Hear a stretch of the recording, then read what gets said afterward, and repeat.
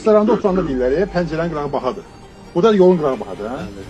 Son zamanlar qəribə bir adət, daha doğrusu biznes, gəlir əldə etmə forması yaranıb. Deməli, kimin pulu varsa qəbristanlıqda boş torpaq sahəsi alır və bir müddət keçəndən sonra onu daha baha qiymətə satır və ehtiyacı olan da ki, məcburdur ki, həmin torpağı alsın və yaxını dəfn etsin.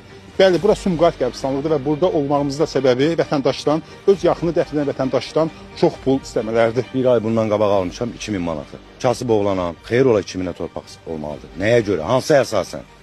Hansı çeki verir mənə? Yaxınlaşdınız, dedi ki, qiymət kimindir, hə? Bəli, anamdır, rəhmətə gedib. Dəfn eləməliyəm də. Eləməli deyil. Bir ay keçdi üstündən qonşu rəhmətə getdi. Gəldi 3500 dedi. Yəni açıq biznesdir. Açıq biznesdir, bəli. Ürək ağrısı olmalıdır insanda. Deyirəm, adam ölməyə də qorxur, hə?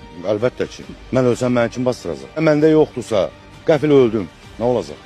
Nətər olacaq? Dedilər, bu torpaq işinə burada siz baxırsınız. Bu torpaq sizin şəxsi torpaqdır. Bəli. Siz bu torpağı kimdən almısınız? Ana evdə lazımdır kimdən almışım. Bu torpaq sizin necə olub ki, mən sizə pul verib almaqsa, sonra kimsə gəlib mənə deməyəcək ki, çıx mənim torpağımdan. Araşdırılır, bir o qədər dəfn olunub orada, bir o qədər alıb saxlayan var, deyən var onlara. Ya bu torpağın sənədi sübutu var. Olmasa orada o boyda iş gedir.